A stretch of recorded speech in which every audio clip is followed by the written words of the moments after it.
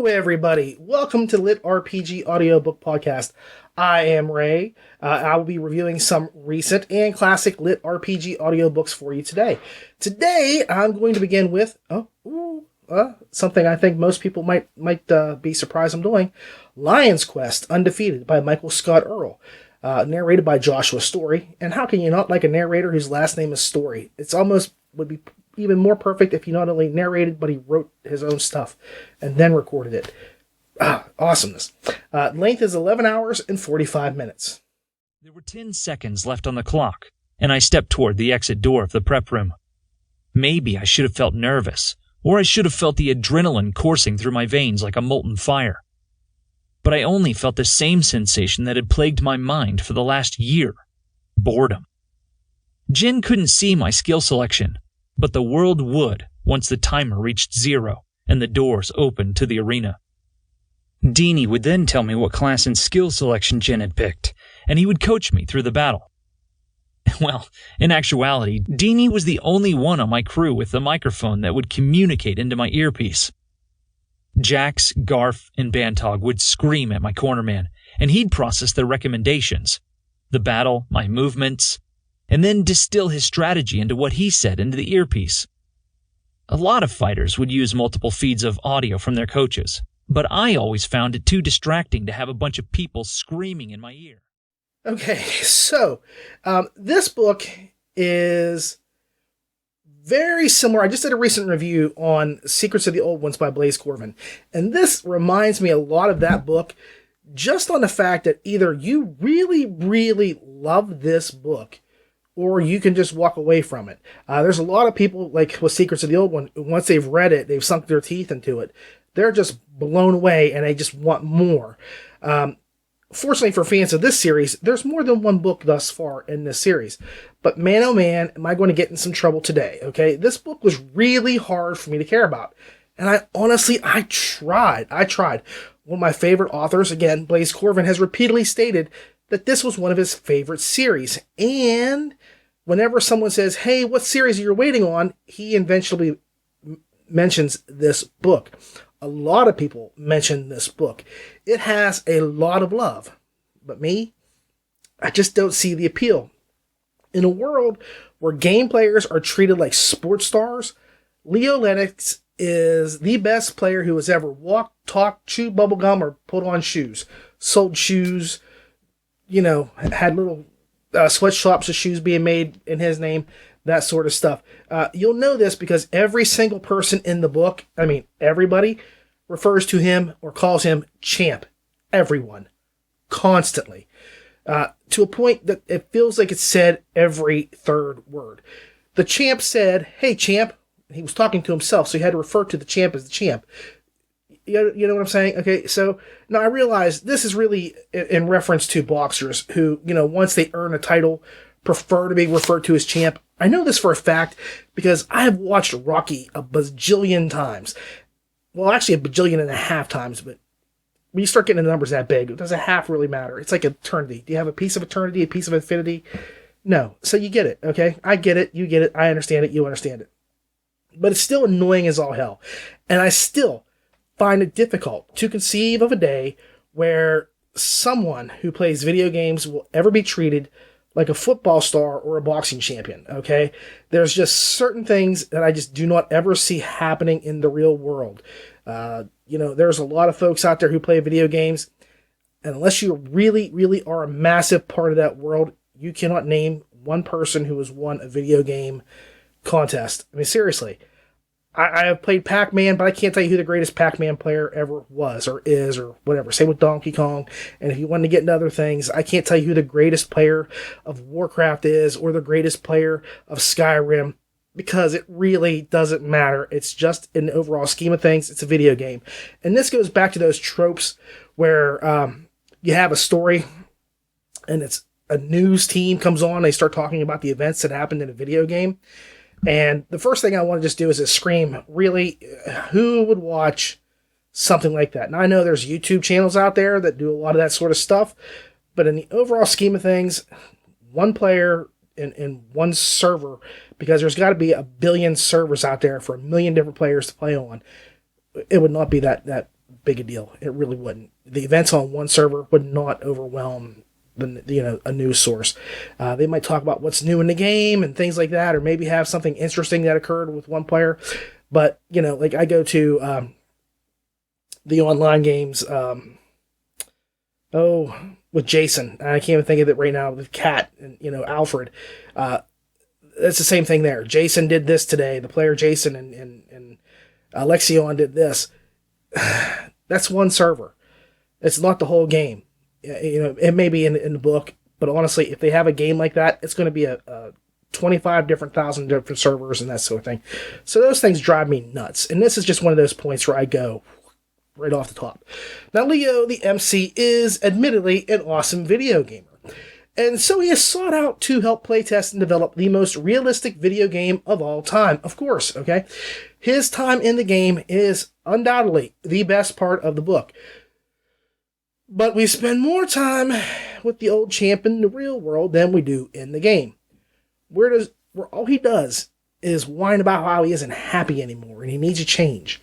The real world sucks for Leo Lennox because women throw themselves at him and it's boring for him. He can't go get a slice of pizza without getting hit on. Oh, my life is so hard. Oh, my. I would hate to have beautiful young ladies throw themselves at my feet on a daily basis. I would hate to have people come up and ask me for autographs just because they adore the way I do things. If you want an autograph from me for doing this show, I'll be happy to send one out to you. But truly, let's just be realistic about it. It's never going to happen, okay? And so for him to be all whiny about how great his life is, how much money he has, and just how boring his life has become, I'm going to Bugs Bunny it right now, okay? It's rabbit season. There, you got it, okay? So like by the 10,000th time a beautiful chick, comes on and you couldn't care less. Let me just say, it just drove me nuts, okay? Lennox is constantly sought after, and you have to ask why. Seriously, why? Aside from his video playing skills, he has literally no personality. None. Plus all the stuff about Jew this and Jew that with his attorneys and things, that kind of bothered me. It was kind of just a little bit off, just off color stuff like that. It just did not have a place as far as I was concerned. Now, I understand it, and if that's what Michael Scott Earl wants to write about, power to him, but it was a little bothersome to me, okay? And I'm pretty open-minded about a lot of stuff. Not so much there, and you can show his manager's Jewish in a whole lot of other ways, but you don't have to make it sound like some neo-Nazi kind of guy's worst nightmare, okay? And I'm not trying to bash it and say he's being racist, but it was just a little uncomfortable feeling for me. Now, I guess that I'm most disappointed in that I was looking for a more gaming-style book. Instead, we get a good chunk of the book revolving around his contract negotiations, which are so exciting, okay? I often found myself hovering outside of, in real life, okay? I often find myself hovering around the law offices of Dewey, Cheatham, and Howe, trying to gab a gander of contract negotiations going on. Are things getting around the house? Better call Saul and listen into our contract negotiations. Oh, and for the longest time, I was going back and forth on whether he was really in a game or in an alternate reality, because it just did not make sense to me. Really, honestly, I had no clue what was happening and why it was more in the real world. And let me just say, the kicker was where we finally get to a point where you can actually spend time in the game, and the book ends. Not my cup of tea at all, okay? Honestly, LitRPG should be about something like 80 to 90% in-game, with a few notable exceptions, such as Dave Wilmarth's The Land of the Undying, okay? There, the setting carries as much impact as the gaming section, sometimes more. I fluctuated between what I wanted to read more, the stuff that was happening in the game or the stuff that was happening in the real world. This book felt like it wanted that to be the case. It wanted to be as cool as Wilmar's, zombie apocalypse setting.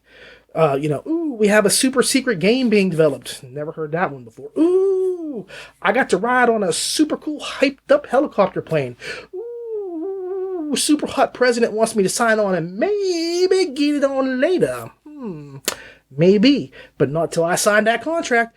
Ooh, Ooh, I spent one whole session in the game, and then I have to figure out how to get back into the game that's rattling around in my mind, because I have to sign that contract first. And do I really want to sign that contract first, even though the rest of my life in the outside world is so insanely boring and it's just is not as fulfilling as it used to be?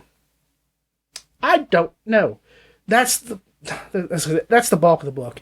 All the action takes place in the real world, aka the ring. Okay, if this was a boxing match, then the gameplay would be set between rounds. Okay, where the boxer sits on a little stool, gets rubbed down, and is given some water to spit.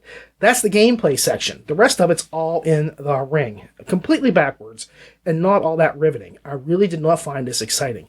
The book should have been longer and had more game time. Everyone seems to wonder why this is MSE's least popular novel series. I can tell you why. In fact, I think I just have. Because Leo is a boring Superman character that gets his ass kissed wherever he goes. And forgive me, I'm swearing. But he has no kryptonite. He has the entire world at his feet, and all he does is mope. Even when he has an amazing opportunity handed to him, he mopes. The action is really lacking, and the drama is more like Beverly Hills Housewife than Last Action Hero. And yes, I said Last Action Hero, which is a comedy and is a farce, because that had more action in it than this book, as far as I was concerned. It had more exciting features, and it really had more to say than this book. Who wouldn't buy a series like this? Who wouldn't? I don't know. It's not that hard to figure out. That's why the series is not that popular. And again, I don't want to pound this overly hard, but the fact is, I have tried several of MSE's series, and the only one that really appeals to me is Tamer. And even I find that to be repetitive and predictable. The story has only grown minimally since it started, but I still enjoy it. I will try Space Knight, but my taste for Lion's Quest has been quenched. I would really need a lot of convincing to get to the next book, because I can see it being teased out like this. The hot CEO that doesn't get with him but continues to tease him. Maybe something happens in real life that forces him to spend less time in the game than he and Anascript or Arnascript or whatever the company's called would like, and so on and so forth. I don't even have to look. I can tell you that's just about how it's going to go. And I can guess, honestly, I don't know if MSE doesn't like his game world all that much, or he wanted to tell the story of a gamer more than he did about the game or the gamer in the game. But I could give a crap less for Leo Lennox and his life outside the game. It did literally nothing for me.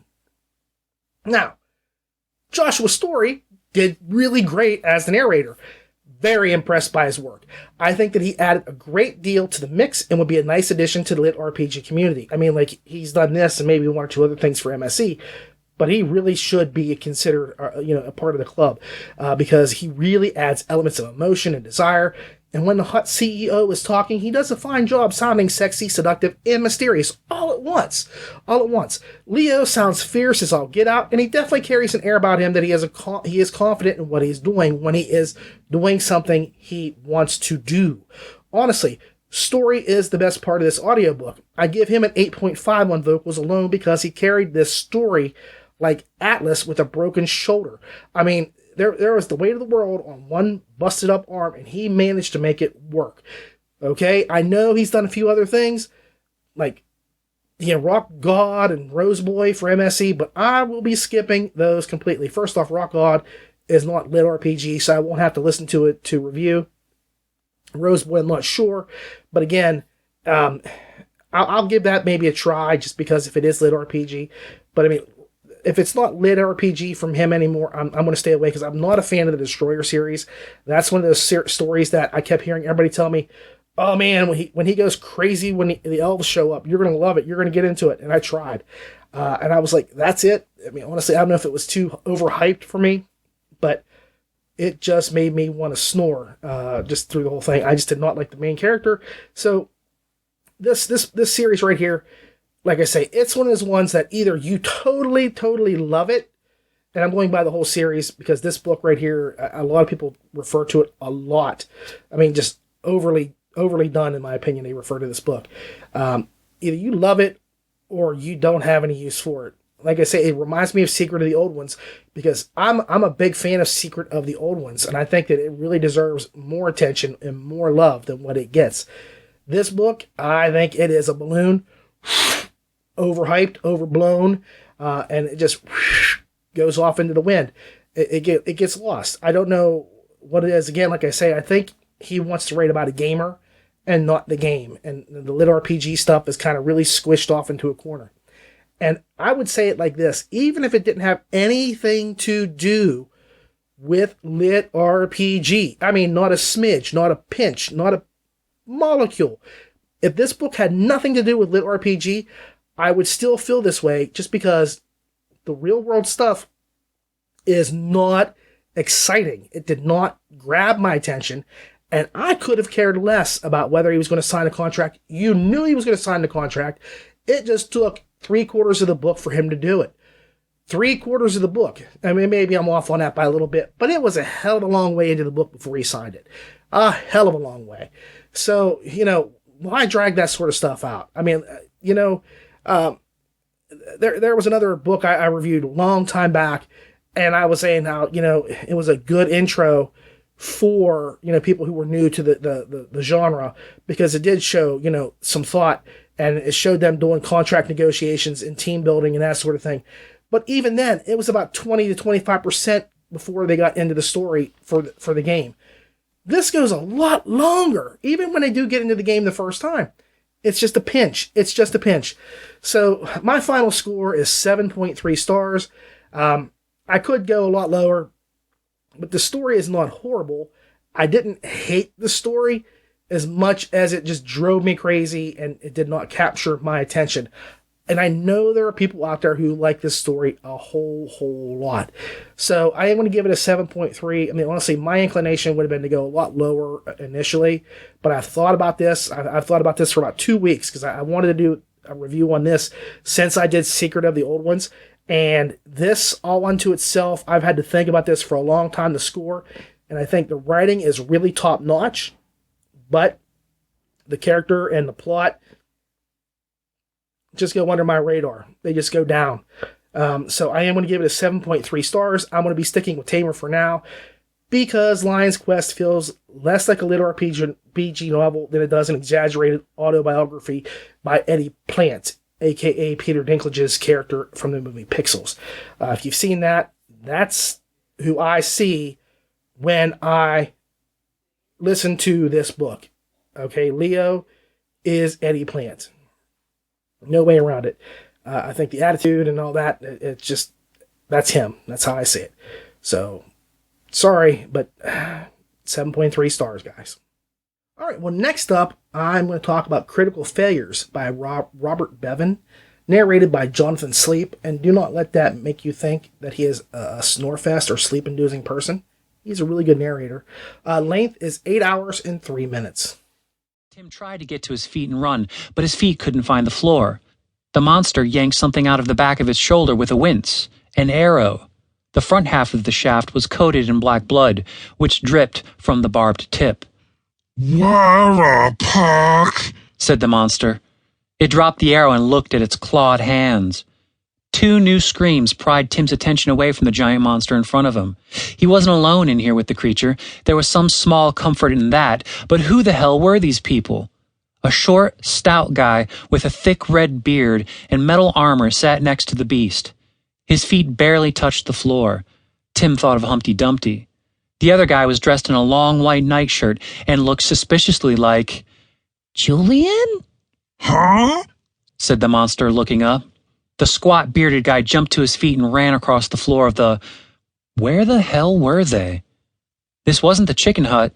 He ran through a canvas flap of a doorway and fell forward and out of sight. Judging by the sound of the ugh shortly afterward, it hadn't been a far fall. "Hold your fire!" came a sound from outside. This can't be real. We couldn't actually be... So the first thing I'm going to do with this review is kind of give you a bit of a warning. All right, just right off the front here, right off the top, if you cannot stand rude, offensive humor, politically incorrect humor, or jokes that are normally bantered about by a bunch of 13-year-olds, then this book is not for you. I think I've stated my position on humor many times. It can be crude, it can be nasty, it can be volatile, it can be offensive, so long as it is funny. I keep going back to thinking about the Steel Alchemist book, where there was a ton of potty humor, but it just did not work. In an instance where you go for gross and nasty humor, but fail on the humor, all you end up with is gross and nasty. Now, that being said, I really enjoyed the way Robert Bevan tells his tale. Yes, the humor is crude, and I can tell you as a man who spent years DMing, because I have DM'd since I was probably 12 years old, and did so until I was probably 27. I got married when I was 29, so there was a 2-year period that stopped DMing, and then I got married. What does that tell you guys? I don't know. But that's for you to decide. But I can tell you that it reflects a lot of the puerile joviality that is often displayed in such a setting. In other words, there were a lot of crappy, nasty, dirty jokes that are said repeatedly by the men that played those games, even sometimes the women, okay? So I don't want to be sexist, but the people that played, it did get a little raunchy from time to time. Truly, for those of us who are old enough to have lived through the D&D craze, who were mere teenagers and male teenagers are raunchy, randy SOBs, and this absolutely fit that tone of the era and reflects reality in a way that I might actually be a bit of ashamed of today. The story centers on a group of gamers who get a new game master, someone they've never met. Cue the music. Dun, dun, dun! So you know trouble is at hand already, okay? The group and some innocent bystanding relatives manage to anger this new GM and end up getting set into their game world right after their characters, who they have just become, have committed a horrible, horrible crime at their gameplay session start. So they end up in some really hot water and have to figure out a way to, get out of it pretty quickly. Naturally, things devolve as they only can when a bunch of idiots get thrown into an unexpected circumstance and refuse to act like adults, which is the whole story. Basically, it boils down to what can we do, how do we get home, how can we get revenge on the nasty GM, and so on and so forth. Though simplistic, the book is really fun, and I laughed a lot. This is game lit, okay? It's not crunchy LitRPG, and it plays out just like you would expect, with them doing things to level up and get new items or spells. The best character to me is the half-orc, because he just gets dumped on so much by the rest of the party, okay? Again, I'm going to warn you, much of the humor in this book revolves around poop, butts, and men's junk. So if hearing about how the half-orc crapped himself isn't going to bring a tear of joy to your eye, do like Count Olaf says, and look away, look away, look away, because stuff like that happens a whole heck of a lot. Now, Jonathan Sleep is fantastic as the narrator. His voices only add to the humor, and he brings each character to life in little unexpected ways. He easily plays the thing straight and gets into the goofy just as simply. The best two voices were the malicious GM and the half-orc. Fans of Johnny Test, and yes, I have young kids, so that's how I know who Johnny Test is, will recognize that while he may not have used the voice, he carried the attitude of Eugene Bling Bling Boy Hamilton. And that's exactly how I envisioned the character. The GM was just Bling Bling Boy, from start to finish. He was a heavy, overweight, guy with some problems, with acne and stuff. And Bling Bling Boy doing stuff, so I'm gonna get you guys. That's it. That was the whole thing. He's punishing them for their mistreatment of him because he has the power to do so with some magic dice. So beware, Sleep will keep you up all night listening to him. Now, this really isn't what I would call a highly inventive book. There isn't a lot of literary credit going on here, but that doesn't mean it wasn't a fun and addictive ride. Everything doesn't have to be Shakespeare like Merchant of Tikpa, okay, just to be a good, fun read. I had a blast listening to this book. I can't count how many times I laughed, giggled, guffawed, or gnorked. Yes, I gnorked. Okay, I admit it. I don't even know what that last word meant, but I like alliteration. So I had to throw that in there. The sheer audacity of this book, in a climate of such political correctness, would never let it survive today if it came out. Just on that part alone, I have to say I'm awarding 8 stars. just because I had so much fun. Is this brilliant and incisive? No, it's not. It's not something you walk away going, man, I can't believe he even conceived of that. Where did that come from? That is not the case at all. No, you'll never ask that question. What you'll do is you'll say, I laughed myself silly when the orc crapped his pants, or because of this or that. That sort of stuff is there because it is just meant for super stupid, silly fun. And I am all for super silly, stupid fun. All for it. And there's nothing better in life. I'm driving down the road. If I see a cow, I will roll my window down and yell at the cow. I don't say moo, moo, meow, meow, or none of that stuff. I don't yell at cows and say, moo. I don't expect them to know what I'm talking about. But I will tell them that, their horn's not on straight, or, that they need to get a diet because they're getting ready to, get butchered. So lose some weight, ladies, and maybe you'll make it to the next time. I do stuff like that because I just like being stupid. It has no real seriousness in life. And I do not take life seriously. I go through a serious moment every single day that I'm awake until I am done working. And as soon as I'm done working, I enjoy just stupid little things. And this is a really guilty pleasure. And I don't even know why it's a guilty pleasure. It's a pleasure because I had so much fun listening to this. And I will continue going through the series because this is a fun book. Now, if you're going to ask me, I'm not going to give you spoilers, but no, there's probably about 12 books in the series so far. I don't even know how many books are in the series. Very obviously, they don't make it home. They don't make it home in book 1 at least. I don't know if they make it home in book 12 or 14. Honestly, if I've got a cash cow that keeps on producing milk, brother, I'm milking that cow for everything it's worth. So I don't see the group making it back home unless he swaps out. Don't know. But I can tell you this, I'll be there drinking that milk every chance I get. So 8 stars, you will enjoy the story. All right, so the next book I'm going to review is perhaps going to be a surprise for you. I'm going to review Star Conqueror by Jason Cipriano, narrated by Luke Daniels, with a book length of 7 hours and 23 minutes. Guys? Turner's voice called over the ship's intercom system as the emergency lighting flickered to life, filling the chamber with a dim red glow. We've got a problem. Can you come to the bridge? That wasn't the most pleasant way to get woken up, but at least I woke up in the most beautiful company I could have hoped for. Sometime in the middle of our lovemaking, Tulip and I had found our way to one of the empty crew quarters. Turner's call of alarm woke us both in the not-so-soft crew bed. Tulip curled up against me, our arms wrapped around each other. She yawned cutely with a hint of fang as I rubbed my eyes. No rest for heroes, yes? I let out a chuckle as I kissed Tulip on the forehead. I guess not.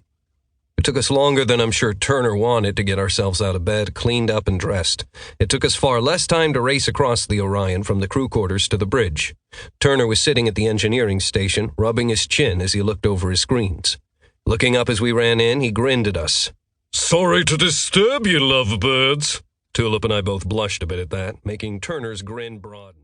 Oh, lordy. Where is J.A. Cipriano?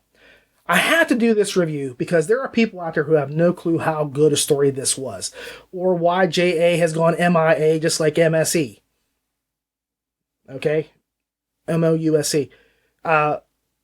He kind of disappeared in the same way that Michael Scott Earl did, and for the same reasons. I can almost guarantee you, having pretty much sussed out what's going on now, it's the same thing with MSE for J.A. And I think that there's a possibility that with MSE getting himself back on track, J.A. Cipriano will as well. So hopefully I'm going to get this out there just so you all can maybe, because I think this was out very shortly before he got chopped off of Amazon. And hopefully when he does get a comeback, you can kind of slip in and see it. And if not, if he has his book on other platforms and you don't want to wait for the audiobook to return on Amazon or Audible, get it elsewhere, because this is a really good book. And I can pretty much say, after seeing a recent post by Michael Scott Earl himself, in which he wrote that he said Amazon has stated that they felt his books were being read at a rate faster than a human could read, which was the cause for his books to get ripped down off their sites. And again, I think that his output and J.A. Cipriano's, match up pretty heavy. I mean, if you look at them, they were 1 or 2 books a month, pow, pow, pow, pow, one after another. And so if you were a big fan like I was, I read everything J.A. Cipriano put out. You were grabbing it and taking care, zipping through it as much as you could. And thankfully, they were both really fast writers who could get away with that. Well, of course, algorithms choke you as you go through. And this is one of those cases where they got bitten behind by the algorithms. So with Star Conqueror, Jason Cipriano has created an homage to one of my all-time favorite movies, The Last Starfighter, and made it a lit RPG to boot. Okay, this is like getting ice cream with sprinkles when all you really asked for was some plain yogurt. In fact, I would say that he almost molded Alex Rogan and Greg from the movie into one character. How crazy is that? In fact, for those of you who don't know, this book is a rather loving homage. It holds a ton of 80s references and nods to this movie. That's how much of an homage it is. It's not just about the movie, it's also about the 80s. Okay, and as an added bonus, it also is what is known as one of those harem type books, because the main character, David Briggs, collects hot chicks and takes them like it was the last night in the universe, and he has a huge box of Viagra lace condoms. Now, while the sex isn't as heavy as it could be, because J.A. does hold back a little, it does happen, so don't get all snooty if you don't like harem or sex-laced books. This is a solid ride. No pun intended with the sex stuff. But it could have been a lot raunchier than what it is, okay? I mean, it's a good story. Either way, the story is completely on fire. And I personally think that this is probably his best work or some of his best work ever. I love a lot of his writings, but this wingding blasted me out of the water into a deep fryer. It is sizzling with hot action, sex, violence, and to top it off, the MC can breathe fire. Okay, so there's a lot happening in the book. Cipriano clearly loved writing this book. It literally leaps off the page and superfly snookers you into submission. You will not want to come up for air again until you're purple in the face. And I'm so jazzed. I think I'm totally going to go back and re-listen to this again tomorrow.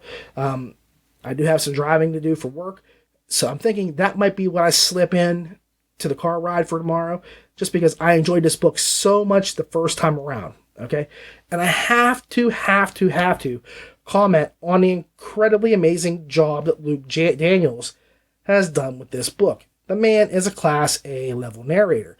He takes this story and runs off with it like he is taking it home to chain up in his basement and have, I don't know what you do with things that you chain up in your basement. So I'm just going to back off that line.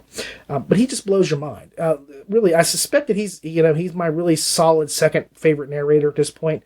The more I hear from him, the more I'm impressed.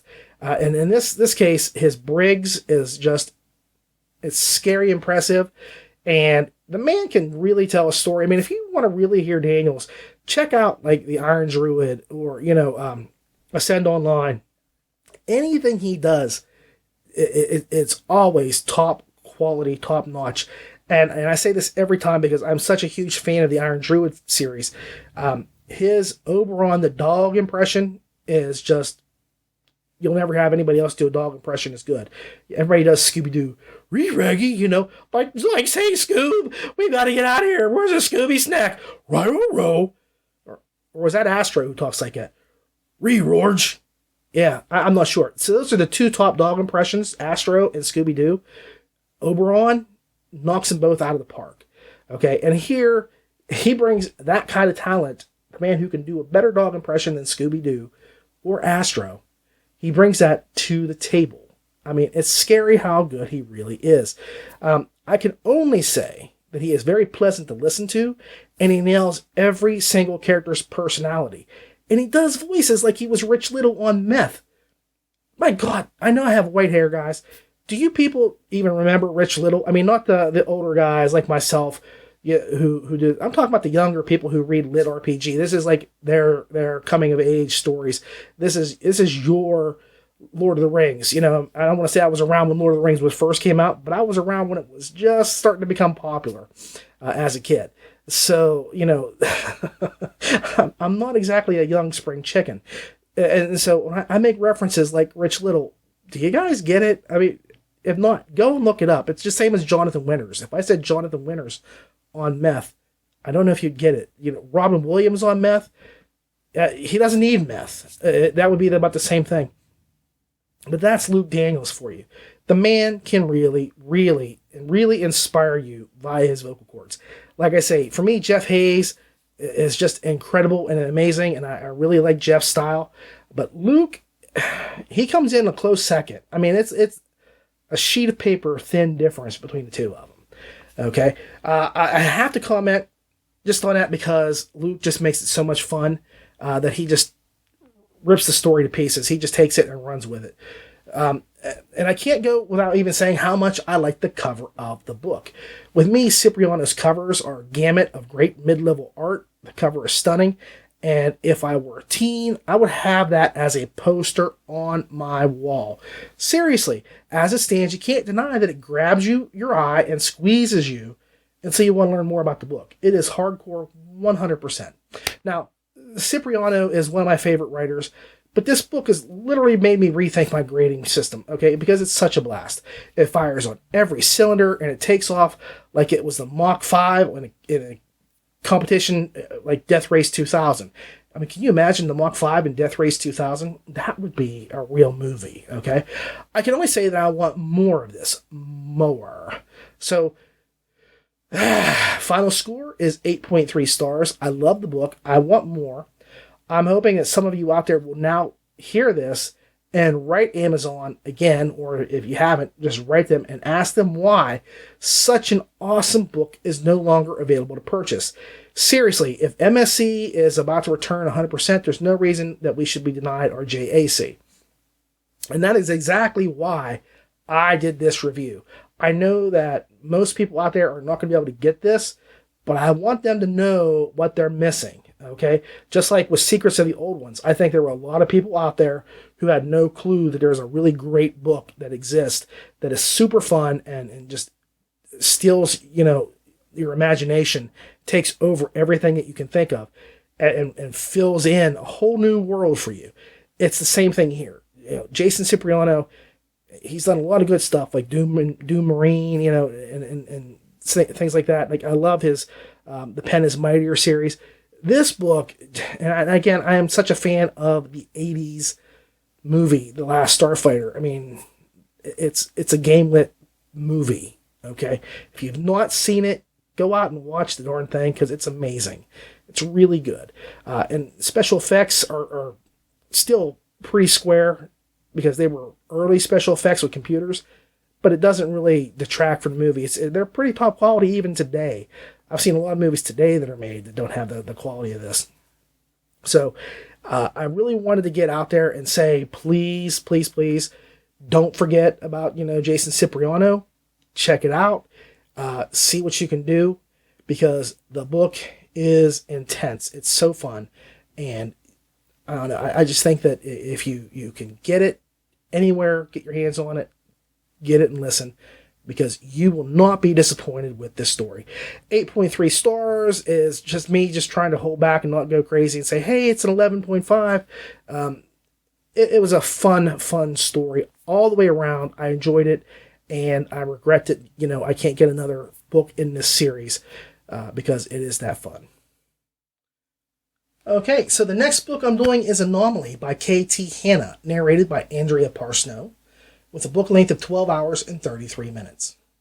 Murmur staggered as the guild castle shot into focus around her. Nausea swept over her, adding to the volcano of anger in her gut. It leaked through her mental shielding, no matter how dense she thought the wall was. Squinting against the harsh daylight, she saw a wave of confusion sweep over Telvar's workers. Construction work ground to a halt. The builders stumbled in their tracks, their materials falling to the ground as they braced themselves against any stable surface. Any attempt she made to calm those whirling thoughts only resulted in them spinning further out of control. Murmur's head spun, pounding like someone had taken a hammer to it. Just a few more hits and her skull might burst. She fell to her knees, struggling to move from the recall pad. A mental shield slammed down around her discordant thoughts, plunging her mind into blissful stillness. It momentarily subdued the roiling sea of emotion within her by shocking her as if a bucket of ice water had been thrown over her head. A scaled hand reached toward her. So the first thing I'm going to do is I'm going to start this review with a caveat by saying I'm not a huge fan of slice of life books. I know, for example, Ramon, he does like slice of life. He likes those stories that just kind of just tell a little daily story in the life of. I'm not. I like to have a point to what my story is going to be. We need to get from A to B to Z, and there's things that happen along the way. I really like that much better than just kind of aimless wandering. I try to love them, but they really do very little for me. And like I said, in my eyes, a book needs direction. For example, I don't believe Lord of the Rings would have been all that popular if it was just a buddy road trip tale about Sam, Frodo, Pip, and Merry flouncing around the countryside as they sort of made their way off to drop off a ring. And this is my big problem with Neil Gaiman's American Gods novel. It was a whole lot of tire spinning to get to an ending that could have been accomplished in a whole lot less pages. A whole lot. Okay, so me and Slice of Life, we don't get along very often unless it involves Dexter Morgan.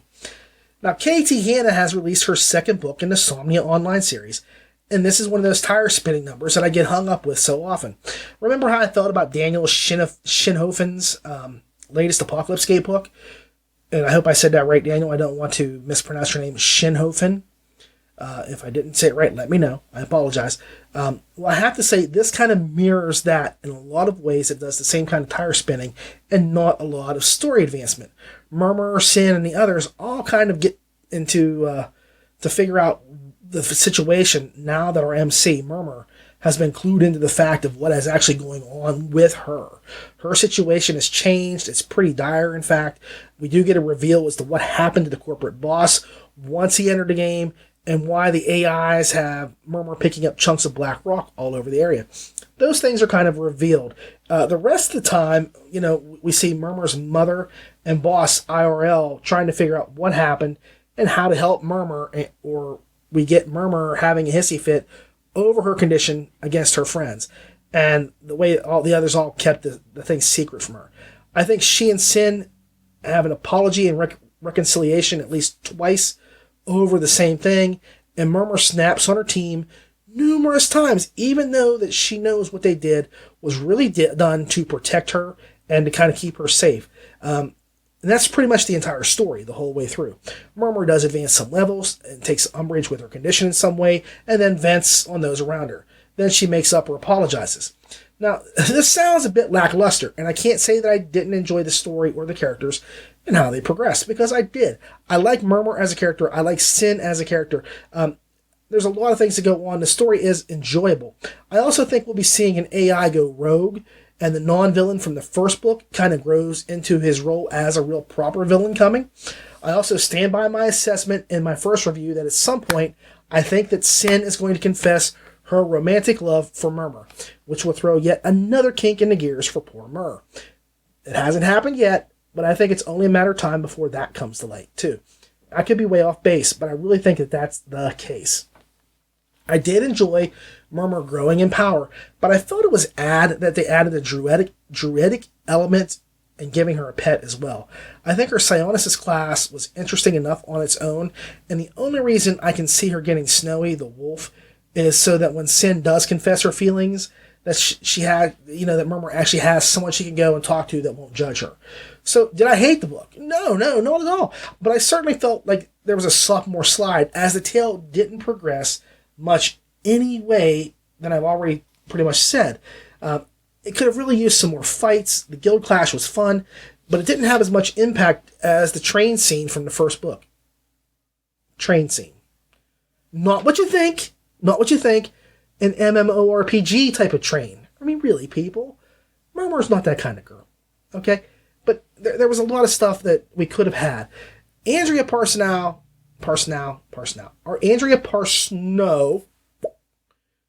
continues to do her magic here. She conveys a ton of bits of emotional expressions from each character. For example, Tell is deeply concerned, and you get a fatherly concern in his way with speaking with Murmur, whereas Sin definitely acts much more clinging and tied to Murmur. She makes the AI that is seeking the Black Stones seem like he's becoming much more treacherous, with each appearance and will be developing to the real heavy of the story as the story continues. The only thing I really don't get, and this is just a minor thing that I noticed, the female AI is supposed to be a little bit mysterious and unstable. I'd have almost wanted her to be played out like Harley Quinn, so that when she was serious, you knew something was really bad. Okay, when Harley Quinn gets serious, you know there's some shit about to go down. Okay, again, Andrea is really great here, but I think the female AI needed just a bit more instability in the way she spoke to convey how her siblings saw her. She seemed more Fae Queen, which might be what Hannah wanted. I don't know, it's hard to tell because, the Fae Queen are capricious, but she just didn't seem as crazy as I think that she really needs to stand out. The book is rock solid, just like last time, but there were no forward motions happening here at all, and it felt like it was riding on the big reveal at the end of book 1 to carry the story forward. And, it was a good reveal, but you need more than just like what happened in the last book to push the whole, you need more of an impetus to carry you from the start of the book to the end of the book, and you need a big reveal at the end of the book to carry it into the third book. And I don't see a huge reveal or a shocking thing happen at the end of book 2, where I'm like, oh my god, what's going to happen now? It didn't really stun me.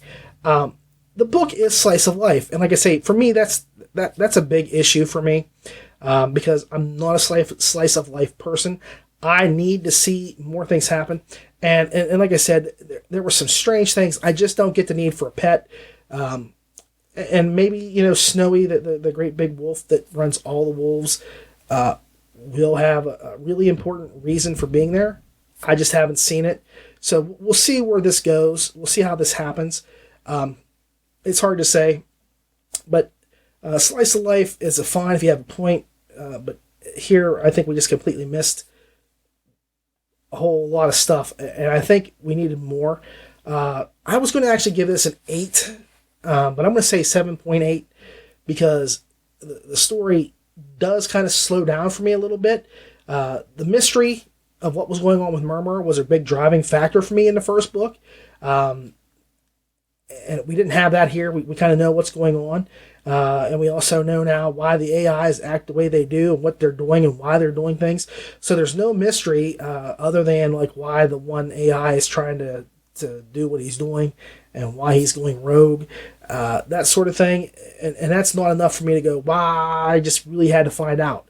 It was just one of those incidental things that it'll unfold when it unfolds. So, like I say, 7.8. I don't want to sound like I did not enjoy this book or don't recommend it. I liked the book a lot. I really did. KT Hannah has a really powerful writing style, and her characterizations are so spot on.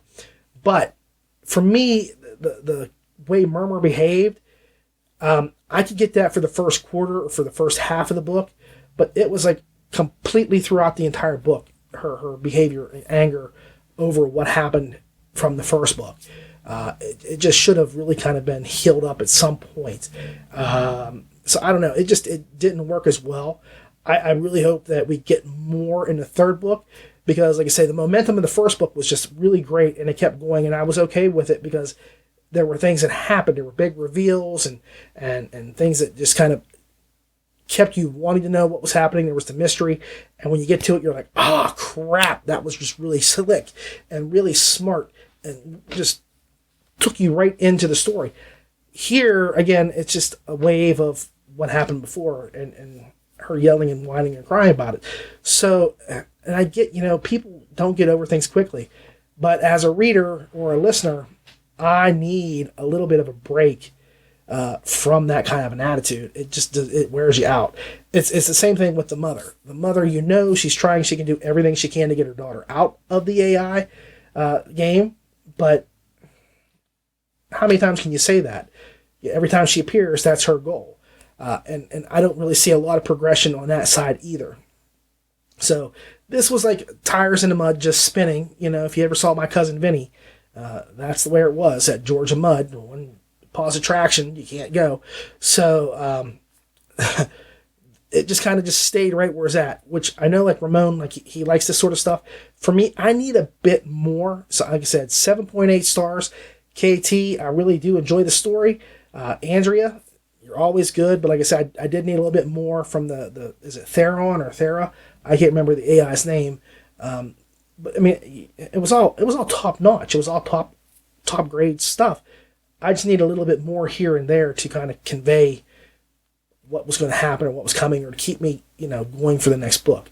I'll be there for book 3, but I do hope we get a little bit more revealed, or a little bit, how do I put this? Some things change. I need some change in the story to keep me interested, okay? 7.8 stars. All right, so today I'm going to do something completely different and new. All right, I know I've been doing not a lot, I've done 2, so let's be serious, there's not been a ton of them, but I've started introducing, is it lit RPG or is it not, as a segment. And a new segment I want to do, so I'm going to rotate these out, and I'll always give you at least, 3 to 4 lit RPG books at a minimum. I'll do that every week. Promise you I won't lower my count of lit RPG. But I'm also going to throw at you those other books just as a sort of a flavor, so you can get a feel for what else is out there. And this one is called What Else Have They Done? Now, this is where I'm going to take a look at works by narrators or authors who are pretty big in the lit RPG community, but they've done other things beside lit RPG. There's a lot of stuff that you might be surprised that other people have written that you've never looked at because it's not lit. And I really want to do this. And I've really gone back and forth on which book I should do first, because when I first thought of this, I was like, of course, I did the dungeon special, and I wanted to, do different specials. I was going to do, is it lit or not, and what else have they done or not. And I thought about it, why do, specials for those, but I can just add a segment, because it's a lot simpler to just do a segment. So this was one of those things, and I've been going back and forth because there's a couple people that I really think have works out there that should be spotlighted. And I kept saying, well, something, this is sponsored by Sound Booth Theater. So the first thing I should do should be something by Sound Booth Theater. And of course, I can't do Sound Booth Theater because Sound Booth Theater only, they do other stuff. But really, I have to go in and say this narrator specifically. So in this case, I'm going to start off with Jeff Hayes, because Jeff is my favorite narrator. I've never lied about that, but I've called him out on a couple things. All right, I'm fair about it. But this is one of those books, I got this just because Jeff Hayes narrated it. Okay, there was no other reason why I picked up this book. In fact, if Jeff had not been attached to this, I'd have never picked this book up. And so I'm really glad that I didn't pass it by, because it's a real treat. It's a real short treat, but it's a gem. The book is called On the Hit List. It's written by Timothy Dalton, narrated, like I said, by Jeff Hayes, but with a short length of only 4 hours and 38 minutes. Chester doesn't answer my phone call, but answers my text in 4 seconds. Go figure. After a brief back and forth, he calls back. I don't give away any details through my messages because the Mafia can wiretap your phone and see everything. That's not really the reason. The timing for those events to actually happen doesn't make sense at this point. I honestly just don't know what to say. Hey, Chester, by the way, I ran into some Mafia guys and now I'm transporting at least 5 kilograms of coke. One of them is my boss and I'm scared out of my mind. LSD? What's up, bro? Sorry, I had to call. Playing COD and can't be texting. I'm getting schooled by 12-year-olds. Now, this is undoubtedly one of the funniest books I've ever read.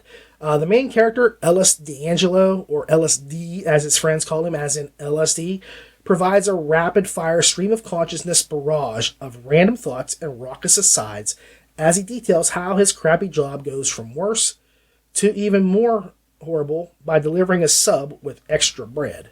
If you ever get a call and somebody says, I want a sandwich with extra bread, beware, because that might just be code for something. Okay? The moment the story starts steamrolling along, as soon as he gets that call, and Ellis's troubles pile up like snow cascading down a mountain in an avalanche. One thing happens after another until he and his college roommates all find themselves in a countdown to come up with some missing mob money, or they're all going to be sleeping with the fishes. And I don't mean Abe Vigoda and Florence Stanley fishes from the TV show. Those guys. Okay? I'm talking Luca Brasi sleeping with the fishes. That one. Okay? That one is the one I'm talking about. Where, he gets... And then he's put in the water and he's held down. They never find the body, kind of sleeping with the fishes. Okay? That's what I'm talking about. Not Abe Vigoda. No. Not from Barney Miller. Again, there's old references. I know you guys don't even know who the hell Barney Miller is. Okay, but you get the idea. Okay, the trio, as dysfunctional as they can be, manage to work together in spite of whatever shortcomings they actually have. On the other hand, Ellis can never seem to gain any traction because his pals are like giant albatrosses hanging around his neck. If there is anything to take away from this story, it is to always go for the Princess Bride joke. Okay? I'm not going to let you in on it. Just always go for the Princess Bride joke. The writing is refreshingly witty, wry, and the quips never stop flying. I laughed out loud numerous times and giggled like a teenage girl for the rest of it. Each character brings something to the table that allows the others to play off of. And man, they bounce off each other like they were ping pong balls. All right, and seriously, they just, it's a boom, ba boom, ba boom, ba boom, ba boom, ba boom. It never ends. It's just really witty and funny. And I had a smile as I listened the whole way through. This is a great book, and it simply flew by. Of course, it was only 4.5 hours, but there was not enough of it. And I really want Ellis to get mixed up with the Yakuza or something else, just so we can get some more. Trust me, you will not regret getting this book. I think it's the book's length that makes it work so well. If it wasn't trimmed down, the humor would not have had such a great rhythm or pacing. And part of what makes the humor work is that it's one shot after another and not a hit and then a long pause. It's a da-da-da-da, da-da-da-da, da-da-da-da, da-da-da-da, that kind of a rapid fire attack. The frantic pace makes it funnier, okay? The funny gets funnier every time because it just keeps building. It's like a house of cards. If they didn't keep going, or one misstep, it's all going to collapse. And it does really well. Now, again, I told you, I only got this book because Jeff Hayes narrated it. He is the premier narrator in the land. And I have come to learn that anything he does is great. He doesn't pick stuff just for crap. And if you want to know the truth of it, I debated between this book and another book he narrated called Clan. And I might actually do that, maybe 7 or 8 months down the road as another aside, as I'm going through, once I've cycled through a lot of different writers and narrators, because Clan is a really good book. You might want to check that one out too. Shh, I didn't say it here. I'll say it later in the future, okay? But Jeff always elevates his material. To be blunt, the man knows how to read dialogue. If you just heard him from this book, you would absolutely believe he was Ellis speaking. I cannot say just how skilled and professional he is. And I have so many of his audiobooks that my kids will say to me, are you listening to that same book all the time? Because I do listen to Jeff a whole lot. I have to tell them it's a different book with the same narrator. And I usually try to make a comparison with Jeff to some other pop culture reference, like saying he is like Doctor Strange, only in this case he is the master of the vocal arts. But I'm not going to do that today. Now, I want to keep it real. Jeff keeps his stories fun, and by that I mean his enthusiasm for the book he is reading is always very clear, and he adds life to whatever he reads. If you are not familiar with this or him, give them a shot. Jeff Hayes does a really incredible job, and it's good to see him step outside of the genre. Like, for example, he just did R.R. Verdi's The Goblin King. Now, I first heard of R.R. Verdi because he's an urban fantasy writer, and I've been really hoping that he would get those books published on audiobook a long time ago. Well, I do believe, if I'm not mistaken, Jeff Hayes and Sound Blue Theater will be doing those as audiobooks. So I'm really stoked because I'm a huge urban fantasy fan. All right. So that would be one of those books I could come back and say, hey, guess what? R.R. Verdi has something outside of the LitRPG genre. Okay. So that could be something in the future. I just want to wait till he gets a little bit more established. One book in LitRPG does not a LitRPG author make, unless that's your debut book. Okay? And again, that's not the case. But it's something for me to remember. But you won't be sorry if you stick with this. Really, check this book out. It's a whole lot of fun. It's very enjoyable. And like I say, I think about it periodically. because it does make me laugh so much. And anytime I go to make a sandwich now, if my wife says, "What do you want?" I'll say, make me a bologna sandwich, but with some extra bread. And she has no clue what the hell I'm talking about. And that makes my life happier, and I smile for it. And then I get a triple deck sandwich with a piece of bread in the middle, and I'm like, what the? Who eats bologna sandwiches with 3 slices of bread? Dagwood. I'm not Dagwood. I'm not Durwood, and I'm not Dagwood.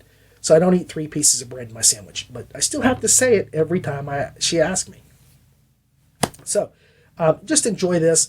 It's an off the road thing from LitRPG, but it's worth the time and the effort and the energy and the listen. 4.5 hours, not overwhelming, but it's really enjoyable. It's really enjoyable, and I think that you deserve to get out and listen to other things. I'm sure you don't just, the people that listen to this podcast or read LitRPG, there's no one out there that just reads LitRPG. But this is one of those books that, Jeff has narrated. So you ought to give it a shot just because Jeff did this. So the next time I might be doing a book by James Hunter. I won't reveal what it is, but it will be one of those books that's not LitRPG. So again, this is just a new segment. Next week we'll be doing another Is It LitRPG or Not? And then the week after that, we'll see what I have for this segment. What else do they do? Okay, so I hope you've enjoyed this. Check this out. It's well worth the time and energy that you would put into it. I can't recommend it more because it's just a really funny book. And again, as I said just recently with another book in this episode, it ain't rocket science, it ain't Shakespeare, and it doesn't have to be. It's just about the funny. It's just about the funny, and it really is. It's funny, and you'll laugh. And if you like to laugh, this is a book you'll get. Okay, you'll really love it. So give her a shot. Well, that's the show, everybody. Thank you so much for watching. I deeply appreciate you taking the time to watch or listen to the show. Again, if you want to support us, you can like the LitRPG Podcast Facebook page or the YouTube page, or just share and like the videos. You can follow us on Facebook, Twitter, even YouTube. And that's what I recommend because I do stupid things sometimes. I do stupid things. Sometimes on the videos, just for people who are watching. So if you're listening, you may not catch on to everything. And again, I don't know if you realize, but this week, I'm going to try and mix it up every so often. I have been doing a nice little special called, at the end of the show, called What Is It LitRPG or Not? Today I'm going to do What Else Have They Done? So we're going to try and mix that up to see some of the things that authors or narrators in the LitRPG genre are doing outside of that, just for fun, because you may be missing out something you would really enjoy otherwise.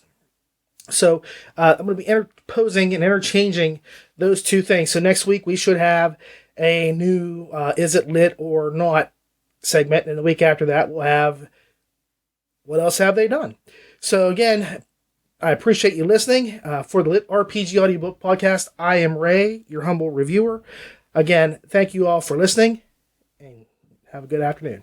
Keep listening, guys.